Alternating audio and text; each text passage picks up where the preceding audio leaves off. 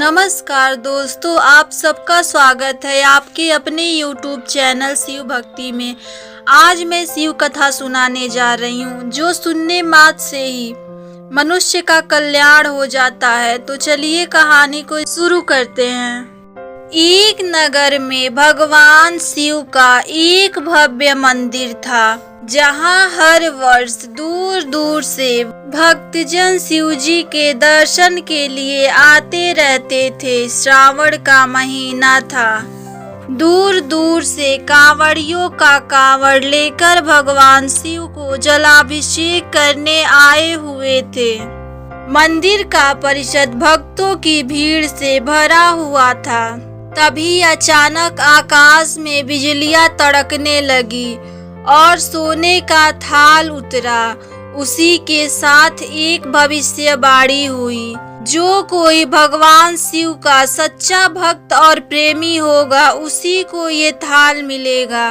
मंदिर के परिसर में उपस्थित सभी लोगों ने यह भविष्यवाणी सुनी। धीरे धीरे सभी इकट्ठे हो गए। जो लोग मंदिर की व्यवस्था देखते थे, उन्हें तो पूरा विश्वास था कि यह थाल हमें ही मिलेगा। इसीलिए वे सबसे आगे जाकर खड़े हो गए। सबसे पहले एक पंडित जी आए और बोले, देखिए, मैं प्रतिदिन महादेव का अभिषेक करता हूँ, अतः मैं ही भोलेनाथ का सबसे निकटवर्ती प्रेमी और भक्त हूँ। इसीलिए थाल तो मुझे ही मिलनी चाहिए। इतना कहकर पंडित जी ने थाल उठाया। जैसे ही पंडित जी ने थाल उठाया, थाल पीतल का हो गया। यह देखकर पंडित जी बड़े लज्जित हुए। उन्होंने थाल यथास्थान पर रखा और वहां से निकल गए। इसी प्रकार वहां उपस्थित सभी पंडितों ने खुद को आजमाया, लेकिन शायद उनमें से कोई भी सच्चा भक्त नहीं था। उन्हें भी थाल यथास्थान पर रखकर वहां से चलना पड़ा। इसके बाद उस नगर के राजा का आगमन हुआ। राजा साहब आगे आए और बोले, मैंने महादेव के मंदिर में बड़ी भारी दान दक्षिणा दी है, इसीलिए यह थाल मुझे मिलना चाहिए। इतना कहकर राजा साहब आगे बढ़े और थाल उठाया। जैसे ही राजा ने थाल उठाया, थाल तांबे का हो गया। यह देखकर महाराज भी लज्जित हुए और थाल यथास्थान पर रखकर एक तरफ खड़े हो गए। इसके बाद इसी तरह एक से बढ़कर एक दानी महात्मा और भक्त पधारे और थाल उठाया, लेकिन किसी के हाथ में कुछ और किसी के हाथ में कुछ हो गया, लेकिन सोने का नहीं रहा। तब लोगों को पता चला कि हम में से कोई भी महादेव का सच्चा भक्त नहीं है। उसी समय एक किसान का आगमन हुआ।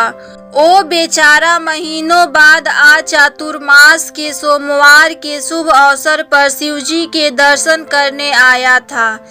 गरीबी और गृहस्थी के बोझ तले दबा दिन रात खेत में मेहनत मजदूरी करके अपना और अपने परिवार का गुजारा करता था। अभी रास्ते में आ ही रहा था कि कोई भिखारी मिल गया और कुछ खाने को मांगने लगा। इस किसान को दया आ गई। अपने खाने के लिए जो खाना लाया था वो उसने उस भिखारी को दे दिया। थाल के बारे में इसने भी सुना था, लेकिन इसने उस पर कोई ध्यान नहीं दिया। सीधा मंदिर में गया और महादेव का पूजन करके बाहर आ गया।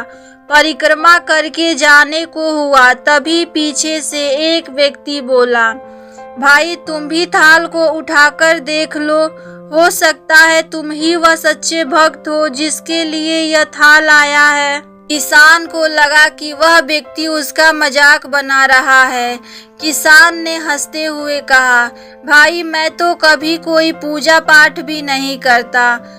महीने में एक आध बार मंदिर आ जाता हूँ, तो मैं महादेव का सच्चा भक्त कैसे हो सकता हूँ। वह अजनबी बोला, भाई, हम तो देख चुके हैं, हमारी भक्ति तो सच्ची नहीं है। अब तुम भी अपना हाथ लगाकर देख लो।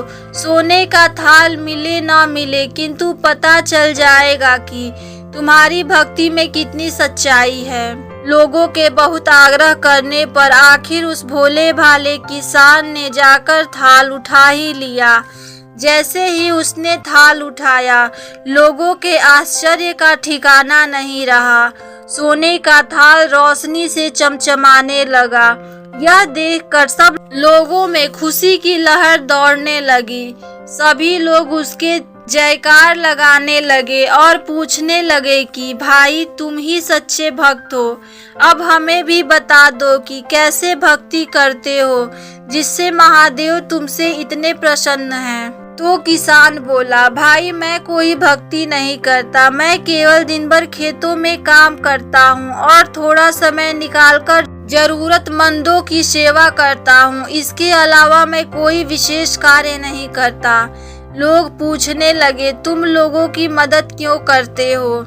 हंसते हुए किसान बोला, सुकून, दूसरों के चेहरे पर मुस्कान देखकर मुझे जो आनंद और खुशी मिलती है उसे मैं शब्दों में बयान नहीं कर सकता। शायद यही कारण है कि महादेव मुझसे इतने प्रसन्न हैं।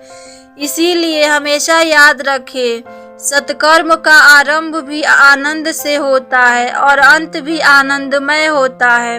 दुष्कर्म का आरंभ भी दुख से होता है, अंत भी दुखमय होता है। आप सैकड़ों मील की यात्रा करके भी दूसरों का दिल दुखाते हैं तो आपकी वह तपस्या, साधना और महादेव का दर्शन धूल के बराबर है।